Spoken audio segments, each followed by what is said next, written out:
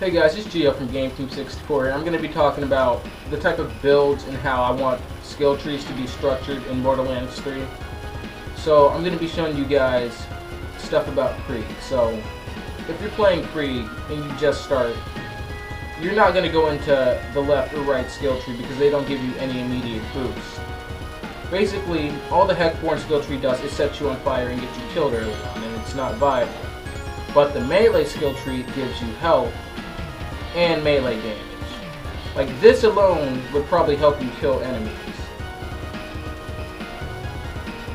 Okay, not there. That was pretty bad. You didn't even expect to release the beast. You just messed up. You just missed But anyway, what we're talking about is early game, and in the game in general, there's usually only one correct build to spec into. That's especially noticeable in characters like Krieg, the early game, because that's the only immediate damage boost you get, and many of those other skill trees need specific weapons to work, which you don't have at that time. And really the big problem is endgame, and throughout the game in general, most characters only have one or two correct builds, except for maybe Zero or Krieg, and well, you could have survived. No, I don't have guns in my hand. Oh, sure you got these. Whatever. I don't know. Anyway, it's just really not fun. It seems like most characters were designed with that one specific build in mind. There are some variations, but in most situations, there's usually a correct build for every situation. There's no fiddling around with builds or tweaking it, coming up with something new, because it's all been done, and we've already found out what the best one is. So the general idea to fix this was maybe just make skill trees bigger without giving us more skill boards. Maybe go to a skill tree real quick. The style right now, and then how the style is in pre-sequel, is you have 3 columns and 6 rows across 3 different skill trees. Maybe make that bigger. Maybe make 4 columns in each skill tree. Maybe make 7 rows. Something to give us more points to put into, to give us more variety in our builds, and just give us generally different builds that all play different. Not just in each skill tree, but just endgame across all the skill points. So there's no one correct build. So you have more variety. And then you want to add, Geo, or are you just going to punch stuff? Krieg only has 2 builds you're ever going to see anyone use, which is melee or Heckborn, because of mobbing, which is really all he's good at. I think every character with their build should be viable in raids, because right now, you need the best loot to do a raid, and the best loot to do raids you get from raids. So I think characters should be able to do difficult things just based off builds and gear that they have, and not purely overpowered items. Well, nerfing raids in general is something we should talk about later, but I agree with you there. Like, builds, there shouldn't be one specific build for a raid boss.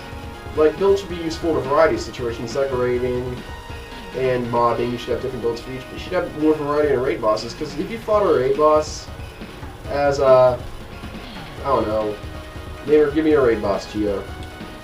Dragons.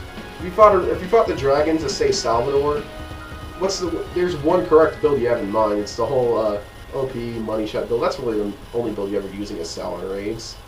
And you got the Bone Shredder, Shockwave, the little King Shock. Kings and all enemies. Like, you know what I should do? I should show my Zero and his build.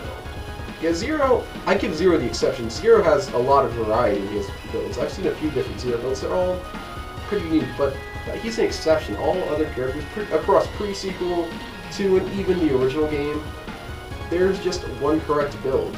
And that just doesn't seem right. I mean, give us more options, more flexibility to make the endgame more fun, and just give us, really extend our customization and our input on the character, how it plays, and make all builds feel different. That's pretty important. Now, on another note, I want to talk about how builds work, and something that just generally annoyed me across both, mainly 2, but a bit in pre-sequel, is stacking.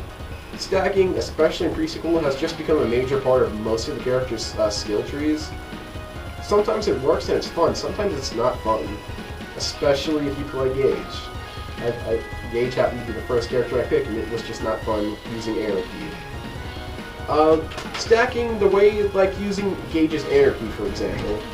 You build it up slowly over time, slowly increasing your damage, giving you the buffs. But the thing I like about Anarchy is it didn't really change how you played. It just gave you damage. Sure, it reduced your accuracy, but it really didn't change. It reduced your accuracy, but it didn't change what you did. It didn't really change how you played. It didn't make the game feel much different. You just got more damage. It wasn't very fun stacking Anarchy. And of course, when you died, you just lost all your damage boosts, which really wasn't fun. See, the thing about Zero is you can... If I make a melee build, I have to play, like, throw down my Deception and start killing stuff. But say I use a Forever Alone build, which utilizes the Infinity Pistol and a B, and getting increased damage with just this gun. I have to play it safe and I have to worry about my B. Like Ben saying for Gage, most of the time all he does is get Anarchy and kills. Yeah, with Gage, well, that's something I was talking about earlier, the one correct Ben, but right now I'm talking about stacking functions, and the only, Gage's Anarchy is an example. I guess you could say the same thing about maybe Aurelia's I Never Miss, but Aurelia's I Never Miss, Aurelia had other damage buffs going for her besides that. She didn't need it. Gage needed that Anarchy. Now, Athena, I think, is the only character that's really done stacking right. Stacking was fun as Athena, because you got it in an instant, lost in an instant. It was more of a heat of the moment type thing. Nothing you had to pay too much mind to, and nothing that was really just stressful to use if you didn't have it. See, Athena's main damage buff is Maelstrom. It's kind of like Anarchy in that it's really your main damage buff, you kind of need it. But it's more fun to use because it generally changes the way you play and the way you approach the game. And it's generally more fun to get because you can get it all in an instant and become as strong as possible like that quick, but you lose it all, so you really have to watch it, and it's more fun like that. Just getting damage buffs as you go with I Never Miss or Anarchy just isn't all that fun. So if stacking functions will return, and I do think they will, it's pretty obvious, just make it more... You can get stacks quickly, but you don't rely on them. Stacking shouldn't be as important. And if you do get stacks, you just generally change the way you play instead of just giving you a straight buff to your damage or some other stat. Anything you want to add, Gio, before we close this one out? Yeah. To play Zero correctly, you have to have these. And it's really annoying to get these. And I don't think a character should be played across one build with specific gear. I should feel like for my melee Krieg, early on I can do good with melee, and later on I'm gonna need a class mod. But as for my Zero, I need 2 legendary pieces of gear in order to do anything I like for mobbing. I like that you brought that up because Zero, maybe not specifically, there are some variety in Zero builds. But some characters overly rely on certain types of weapons. Like, Salvador, for being as overpowered he is, he does rely on 1 of 5 different weapons he may be able to use. And he pretty much always needs a Grog Nozzle or Uncapturable running through the main game. And it's not really until endgame that he even switches up his weapons. That's just the best way to play him, the only real way that works. So maybe more weapons maybe weapons should be designed with these classes in mind to make them work. That really, I know characters were forced to rely on some gimmicky weapon that just happens to work with their skill tree. That's just a pain to get. So yeah, guys, that's really it.